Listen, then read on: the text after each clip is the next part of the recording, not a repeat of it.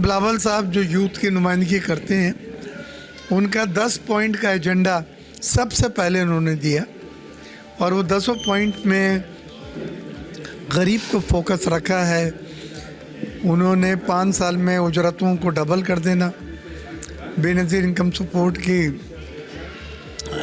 में मज़ीद फाइनेंसिंग करना, उसके बाद हेल्थ कार्ड का उन्होंने ख़ास तौर से एक अच्छी बेसिक बुनियादी सेहत की सहूलतें फराहम करना और इस तरह के 10 पॉइंट उन्होंने दिए हैं कि मुल्क में मुलाजमतें पैदा हों ताकि नए लोगों को जॉब अपॉर्चुनिटीज़ मिलें। बेरोज़गारी एक बहुत बड़ा मसला है जिससे गुर्बत बढ़ती है और बढ़ रही है। तो हम बिलावल भुट्टो ज़रदारी साहब का ये 10 नुकाती एजेंडे को लेके इंशाअल्लाह उस पर अमल दरामद कराएंगे। आपको बड़े वाज़ह तब्दीली नज़र आ रही है। सिटी गवर्नमेंट के जो इलेक्शन हुए उसमें कराची वालों ने पीपीपी को वोट दिया, मैक्सिमम काउंसलर्स हमारे इलेक्ट हुए, वाइस चेयरमैन हमारे इलेक्ट हुए और फिर नाजिम हमारा बना। ये लोगों ने काम को देखते हुए और फिर अपने नेचुरल अलाइंस उनका किससे मफादात किससे पार्टी से जुड़े हैं, उस बुनियाद पे वोट पीपल्स पार्टी को दिया। और अब भी मुझे पूरी उम्मीद है, हम कराची वाले लोग हैं, हमें कराची के मफादात पीपल्स पार्टी के साथ मुंसलिक करना चाहिए और बिलावल साहब को एक बार कम से कम ट्राई करें। 4 बार जिसको वज़ीर आज़म बनाया उसके 5वीं बार अगर आप ट्राई करना चाहते हैं तो मेरे नज़दीक माफ़ कीजिएगा, वो दानिशमंदी नहीं। देखिए, हम चाहते हैं कि बुनियादी राइट्स किसी के न छीने जाएं, किसी को उसके बुनियादी राइट से डिप्राइव ना किया जाए।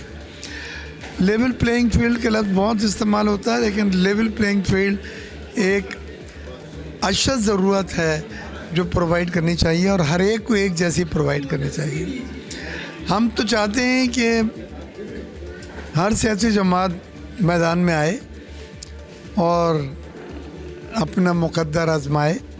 जिन्होंने काम किए हैं, जो मासेस के बारे में अच्छी राय मासेस रखते हैं, उनको वो वोट देंगे और मैं वेलकम करता हूँ।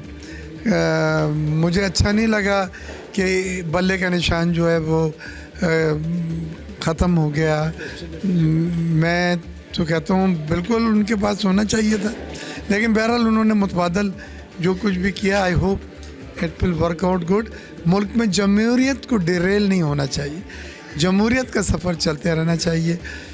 ख़राब से ख़राब जमहूरियत भी जो है वो डिक्टेटरशिप से बेहतर है। अनानी साहब, अल्हम्दुलिल्लाह क्लिफ्टन व्यू अपार्टमेंट की खूबी है कि जितनी भी जमातें जो इलेक्शन में खड़ी होती हैं हमारे पास आती हैं, अब हम सबके सुनते हैं, सुनना भी चाहिए और सुनने के बाद फैसला करना चाहिए कि कौन सी ऐसी हुकूमत जो 75 साल हमारे को गुजर गए, जिन्होंने इस कौम को जो हुकूक नहीं दिए, हम सुनेंगे, तमाम को सुनते भी हैं और आइंदा और भी पार्टी को सुनेंगे और इंशाल्लाह ऐसा फैसला करेंगे जो हमारी सिर्फ प्रोजेक्ट के लिए नहीं लेकिन पूरा पाकिस्तान के लिए जो सियासी लोग के काबिल हो, हम इंशाल्लाह उनके हक़ में वोट देंगे।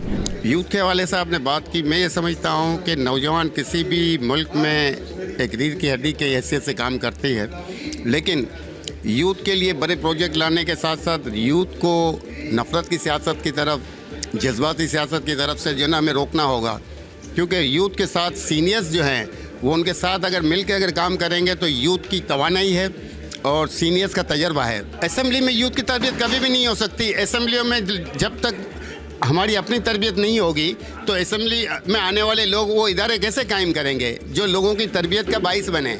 हमें तो ऐसे इदारे कायम करने हैं, ऐसा माहौल पैदा करना है। हमारा मीडिया सबसे बड़ा माहौल है। हमारा मीडिया क्या तरबियत कर रहा है, जिसको देख के रोना आता है। हमारे मीडिया को देख के लोगों को पता ही नहीं चलता कि हम किस कल्चर, हमारी तहज़ीब कहाँ है, हमारी सकाफ़त कहाँ है, हमारे असलाफ़ की तालीमात कहाँ है, अखलाकी कदरों का निज़ाम कहाँ है।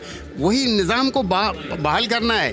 कौमी असम्बली या सूबा असम्बली तो वो नहीं करेगी, लेकिन उसके लिए जो है ना बड़े प्रोजेक्ट जो है ना वो फॉर्म करने के लिए अरबों रुपए के जो बजट होते हैं ना उस तरफ मख्तस करने होंगे कि तालीम के साथ तरबियत का भी इंतज़ाम हो, ताकि इस कौम को इस एक जो है ना नेशनल स्पिरिट पैदा करने के लिए आपके पास नहीं है। कौम जो है लिसानियत में तकसीम हो रही है, कौम छोटी छोटी टोलियों में तकसीम हो रही है। उसकी वजह क्या है कि तरबियत का फुकदान है। उसके लिए आने वाले लोगों को काम करना होगा।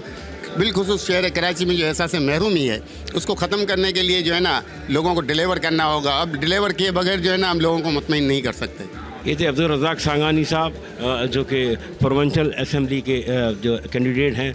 इलेक्शन कचहरी जो वॉइस ऑफ मेमन न्यूज़ पे जो इलेक्शन 2024 के प्रोग्राम चल रहे हैं आप उन्हें देखें, इलेक्शन कचहरी, और इंशाल्लाह फिर हम आपको दूसरी कॉन्स्टिट्यूंसी में लेके जाएंगे और ज़रूर ब ज़रूर इस इलेक्शन में वोट करें और ताकि ये इलेक्शन कामयाब हो। Thank you.